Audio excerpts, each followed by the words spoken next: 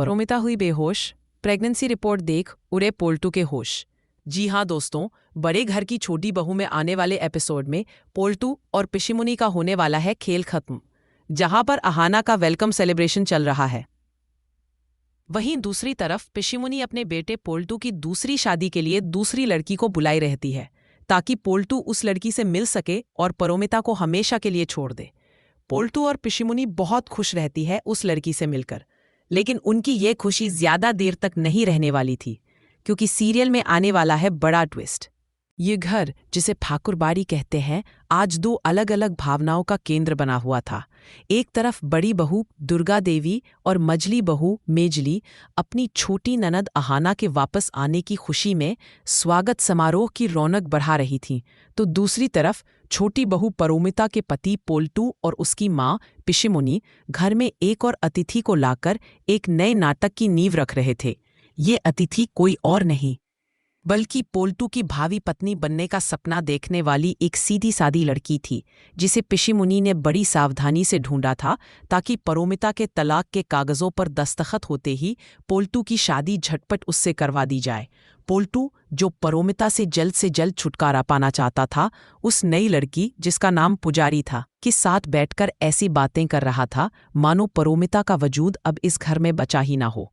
उसकी आंखों में एक अजीब सी चमक थी, एक ऐसी बेकरारी जो तलाक के नाम से जुड़ी थी। बस अब कुछ ही देर की बात है पुजारी, जैसे ही वो तलाक के कागजों पर साइन करेगी, तुम इस घर की बहू बनोगी।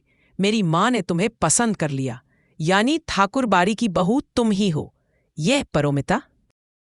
इसकी इतनी औकात नहीं कि यह दस्तखत न करे, पोल्टू ने पुजारी से कहा था। उसकी आवाज में अहंकार और आत्मविश्वास भरा था, लेकिन यह आत्मविश्वास रेत की दीवार जैसा था, जो एक ही झटके में ढहने वाला था।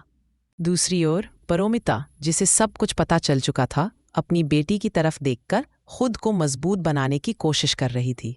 उसे अपनी सास मामी माँ का साथ मिला था, जिन्होंने उसे समझाया था कि अगर वह दुखी होगी तो पोल्टू और पिशिमुनी को लगेगा कि वे जीत रहे हैं। परोमिता ने ठान लिया था कि वह टूटेगी नहीं, लेकिन कहते हैं ना कि दिल और शरीर का साथ हमेशा नहीं होता। भावनाओं का बोझ कभी कभी इतना भारी हो जाता है कि इंसान चाहकर भी उसे संभाल नहीं पाता। अहाना के स्वागत में नाच गाना और हंसी मजाक चल रहा था। घर की औरतें, यहाँ तक कि परोमिता भी, कोशिश कर रही थी कि चेहरे पर मुस्कान बनाए रखें।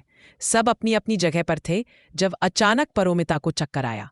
वह खुद को संभाल पाती, इससे पहले ही उसकी आंखें बंद हो गईं और वह वहीं सबके सामने जमीन पर गिर गई। परोमिता, पोल्टू का नाम पुकारना एक औपचारिकता मात्र था, क्योंकि उसकी आंखों में चिंता से ज्यादा हैरानी थी। घर में अफरा तफरी मच गई। मझली बहू मेजली, जो परोमिता के साथ हुए अन्याय से दुखी थी, सबसे पहले भागी। बड़ी माँ, जो अपनी पोती के इस हाल से परेशान थी, तुरंत डॉक्टर को बुलाने को कहा। दुर्गा देवी और अहाना ने मिलकर परोमिता को होश में लाने की कोशिश की। बड़ी माँ, मुझे लगता है मछली भाभी ने ना इन दोनों को बात करते हुए सुन लिया होगा। तू खुद को संभाल नहीं पाई बेचारी। सुनकर बेहोश हो गई, मेजली ने बड़ी माँ से फुसफुसाते हुए कहा, और इस बात से बड़ी माँ का दिल भी बैठ गया। उन्हें लगा कि परोमिता अपने पति की दूसरी शादी की तैयारियों का सदमा झेल नहीं पाई। डॉक्टर तुरंत घर पहुंचे। उन्होंने परोमिता की जांच की और कुछ टेस्ट किए। माहौल में गहरी चुप्पी थी, जिसे केवल लोगों की दबी हुई फुसफुसाहटें और पोल्टू के मन की तेज धड़कनें ही तोड़ रही थी। पोल्टू और पिशिमुनी एक दूसरे की तरफ देख रहे थे। उनके चेहरे पर एक ही सवाल था, क्या हो गया इसे? अगर इसे कुछ हो गया तो तलाक का नाटक कैसे पूरा होगा? कुछ देर बाद डॉक्टर ने राहत की सांस ली और सबकी तरफ देखकर मुस्कुराए। घबराने की कोई बात नहीं है, बस थोड़ी कमजोरी है, इन्हें आराम की सख्त जरूरत है। सबको थोड़ी तसल्ली मिली, लेकिन असली बम तो अब फटना बाकी था। डॉक्टर ने मुस्कुराते हुए दुर्गा देवी को एक छोटी सी रिपोर्ट थमाई। और हाँ, एक बहुत ही अच्छी खबर है परोमिता जी, वह गर्भवती है। आप सब बहुत जल्द एक और नन्हे मेहमान का स्वागत करेंगे, मुबारक हो। यह घोषणा उस शोर शराबे और गहमागमी के बीच एक ऐसे सन्नाटे की तरह थी जिसने पूरे घर को अपनी चपेट में ले लिया। अहाना के स्वागत की खुशी एक पल में दूसरी, कहीं ज्यादा बड़ी खुशी में बदल गई। दुर्गा देवी के चेहरे पर एक ऐसी मुस्कान खिली जो बरसों से उनके चेहरे पर नहीं दिखी थी। मेजली और अहाना ने खुशी से एक दूसरे को गले लगा लिया। लेकिन दूसरी तरफ पोल्टू और पिशिमुनी, उनके होश उड़ गए। पिशिमुनी, जिसकी खुशी कुछ देर पहले पोल्टू के पुनर्विवाह की तैयारियों में आसमान छू रही थी, अब स्तब्ध खड़ी थी। उसका मुंह खुला रह गया, मानो किसी ने उसके हाथों से जीत की ट्रॉफी छीन ली हो। उसकी सारी योजनाएं, दूसरी लड़की को बहू बनाने का सपना, सब इस एक खबर के सामने चूर चूर हो गया। पोल्टू को तो अपने कानों पर यकीन ही नहीं हो रहा था। प्रेग्नेंट? परोमिता? यह कैसे हो सकता है? मैं तो तलाक।